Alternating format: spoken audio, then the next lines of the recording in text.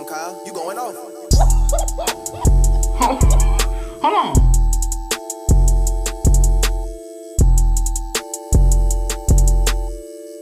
What's good, y'all? It's your boy Cam back with a YouTube video, and today we're gonna be checking out Making the Case. Larry Bird. I got this video spammed in my comment sections after I posted the 2 Larry Bird videos. So I'm gonna check it out. But without further ado, let's get right into this video. But before the video starts, smash the like button right now and subscribe if you're new, cause I'm posting every single day, man. Now let's get it. Making the case. What does that even mean? Let's go. Basketball is special. The size of the court and the lack of pads or helmets give fans the most intimate experience of a team sport that exists. And because of the different styles that basketball allows for, players develop their own distinct identities and signature styles through their creativity, flair, Who is that? and athleticism. Yuck. And although no player succeeds alone, the scoring volume and two-way nature of the sport give individual stars a nearly unprecedented amount of control over the flow and outcome of a game. For this reason, players are constantly compared to their peers and legends of the past in order to answer the most hotly contested question in the sport: who's the greatest to ever do it? For many, the question is redundant. They believe in only one right answer, their answer. Others might have their own personal stance, but acknowledge one or two alternatives. Yeah. But I believe that there's much more nuance to the question of greatness and more answers to it than you might think. Let's By get my it. count, there are 8 players in NBA history that have a substantial claim as the GOAT. It's a subjective thing though. I can't give you a definitive answer. All I can do is make the argument. So today, I'll be making the case for Larry Bird as the greatest basketball player of all time. Alright, oh wow. Like I said, extremely bold statement, man. Let's see him make the case. Hold on. When it comes to basketball, Larry Bird is the smartest, clutchest player to ever play the game. Now, if you don't think that Larry Bird is the greatest basketball player of all time, you probably hate that I just said that. Those are the kind of talking head sport cliches that surely impact the game but are impossible to empirically measure. Normally, I'd agree with you, but I think that when you talk about Larry Bird, you see those intangibles become real, palpable results. I wouldn't have said it if I didn't believe it. Okay. When Larry Bird was drafted by the Boston Celtics in 1978, the NBA needed saving. Attendance was in the toilet, the league had few marketable stars, cocaine addiction had several players in its grasp, and most damning of all, playoff games were being tape delayed. Playoff games at the highest level of basketball were being put in the back seat for black and white movies and network reruns. Dang. But rather than join the Celtics after being taken 3rd overall, Larry Bird decided to return for his final year at Indiana State, a decision that would prove to be one of the most important in the history of the sport. Bird's final year saw the Sycamores tear through college basketball. Did y'all see how disrespectful that shot was, bro? Bro turned around and everything, bro. Bird decided to return for his final year at My coach would have sent me right on the bench. I'm gonna be honest. Right after that. Indiana State, a decision that would prove to be one of the most important in the history of the sport. Bird's final year saw the Sycamores tear through college basketball, going 33-0 before the national championship game. Bird, already claimed by the NBA's most historic and prestigious franchise, had established himself as the generational talent who would inherit the mantle of pro basketball. Dang. Indiana State's opponent in the national championship was Michigan State, captained by the immortal Irvin Magic Johnson. The Sycamores lost the championship to the more talented Spartans in the highest rated game in the history of basketball at any level still to this day. The stage had been set. The next decade of basketball would be defined by the rivalry between the white hick from French Lick and his Boston Celtics and the black Magic and his Showtime Lakers. Oh, wow. The rivalry between Bird and Johnson is entwined into the fabric of the NBA and is worthy of 100 documentaries. Wow. In this video though, we're going to be looking at Bird's claim of supremacy. Here's Bird's basketball resume. His 3 championships come with perhaps the highest collective degree of difficulty of any player's championships. His 3 MVPs came consecutively, making him only the 3rd player to accomplish the feat, along with Bill Russell and Wilt Chamberlain. Wow. His 2 finals MVPs are misleading. He was absolutely the best player on the '81 Celtics, but he was only a sophomore, and his 15 points per game in the finals gave the media an excuse to exact a little vengeance on a legendarily So he would have difficult had way enemy. more.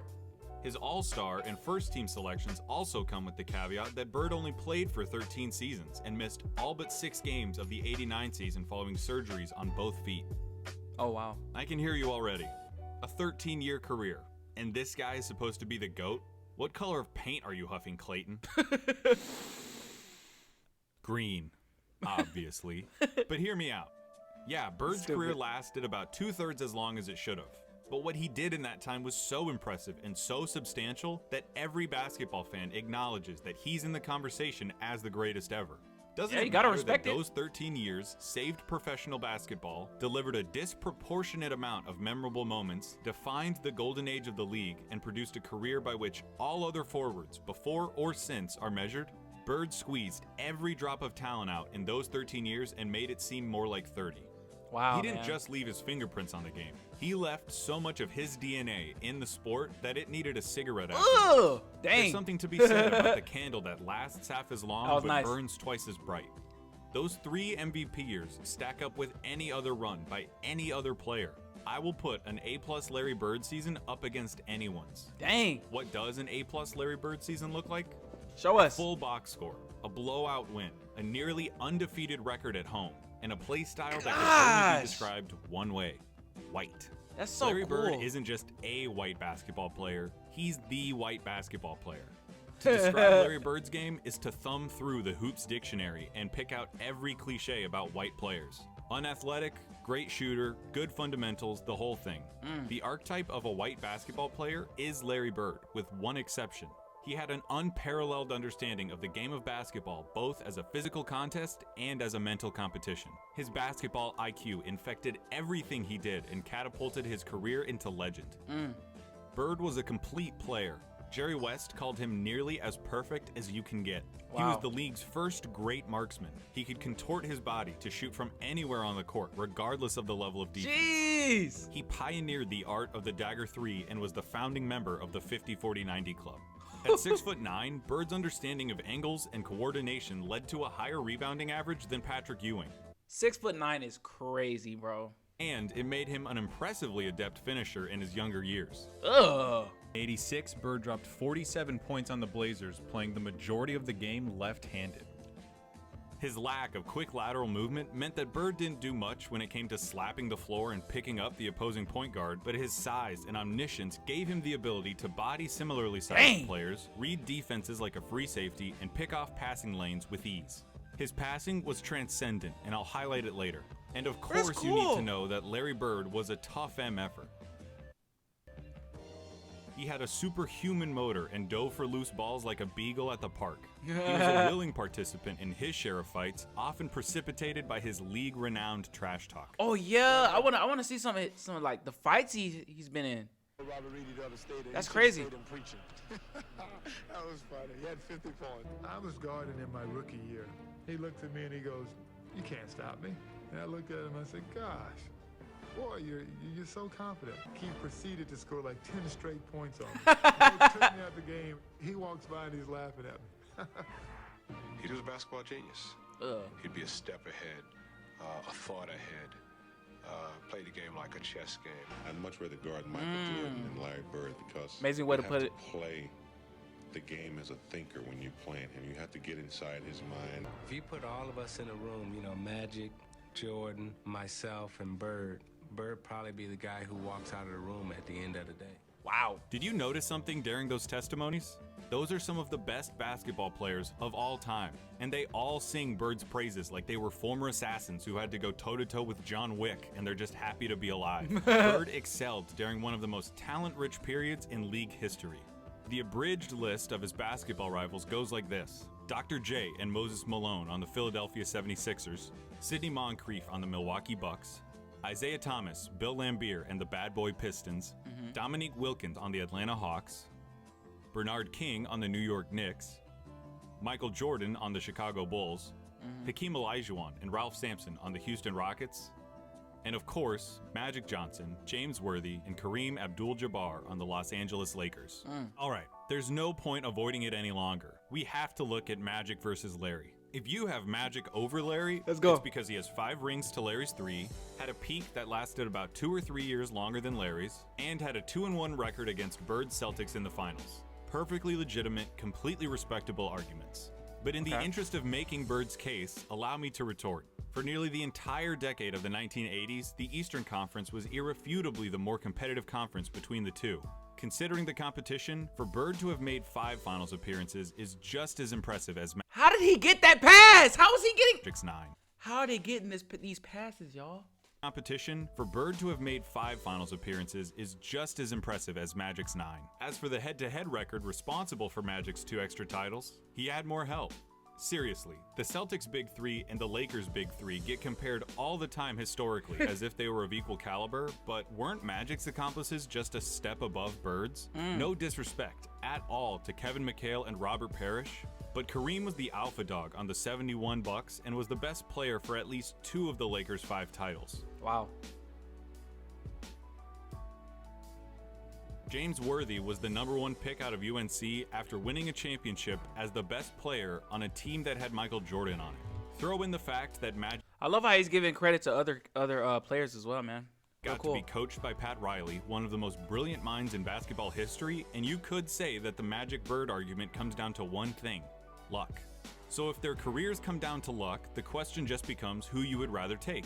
Now, I'm not making this video to tell you why you shouldn't take Magic. I'm making this video to tell you why you should take Bird. Not just over Magic, but over everybody. One thing that helps him is the fact that his play would translate perfectly into the league today. A 6'9" sharpshooting forward with eyes in the back of his head who averaged double-digit rebounds in I actually believe that. Eyes in the back of his head, yes. an era against Moses and Lambeer. He'd gobble up boards as a power forward. He'd be an offensive mismatch against everybody as a small ball center, and his off-ball skills and passing would pair perfectly with the flow of today's game.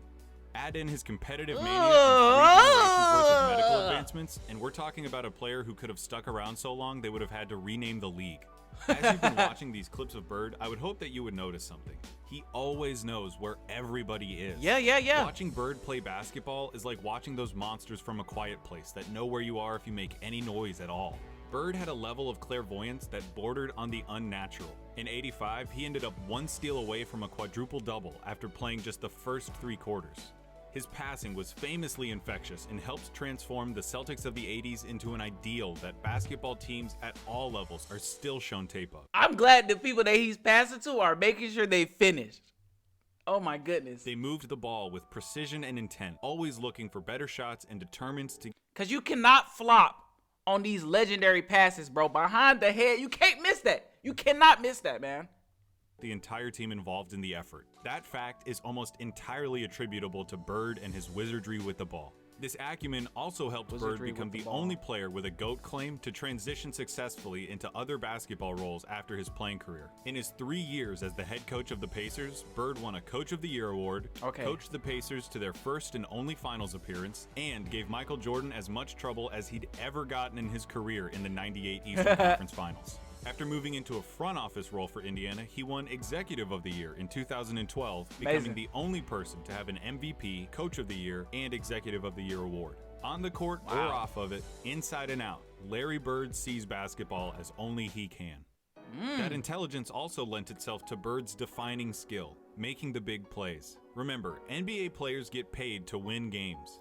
James Harden is getting paid nearly $40 million this year because he's supposed to help the Rockets win games.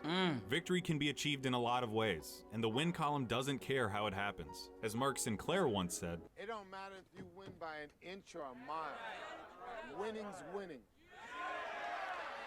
But when your team is down 1 in a crucial playoff game with 8 seconds left, and you need to hit a shot to stay in the series and keep your season alive, that's where players really separate themselves and earn their money. Love it or hate it, it's the players that come through in the big moments that live forever in our memories. Wow, man. Some players, for whatever reason, were never able to do it consistently.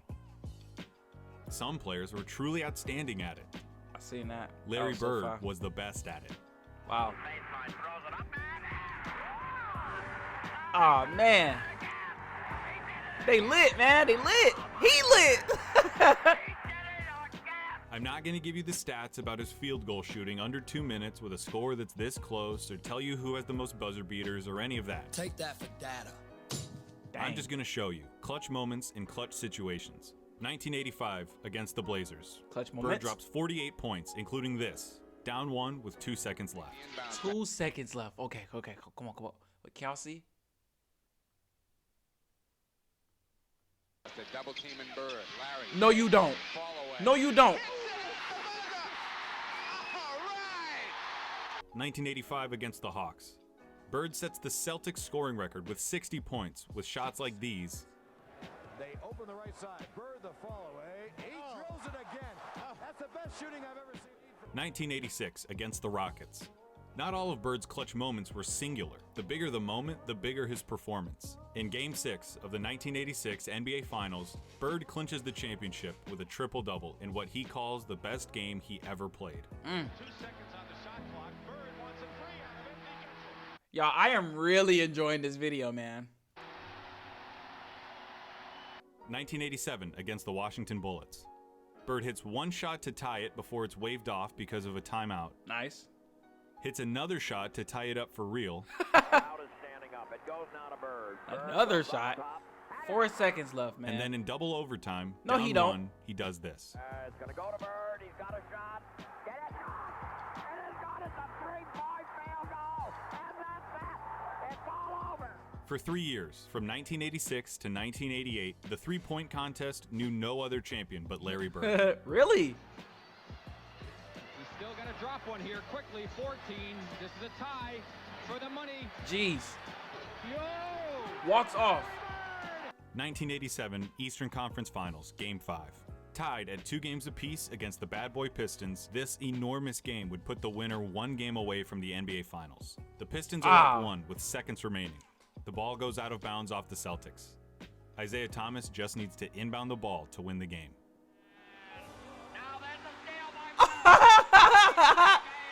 He just needs to inbound the game. Celtics. Isaiah Thomas just needs to inbound the ball to win the game. Oh, man. Oh. How did he fumble? I guess Larry, man.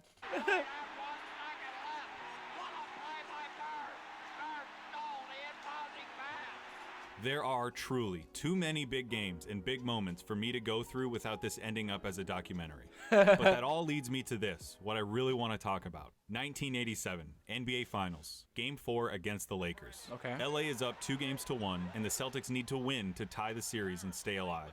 Bird hits a 3 with 12 seconds left to go up by 2. Bird goes for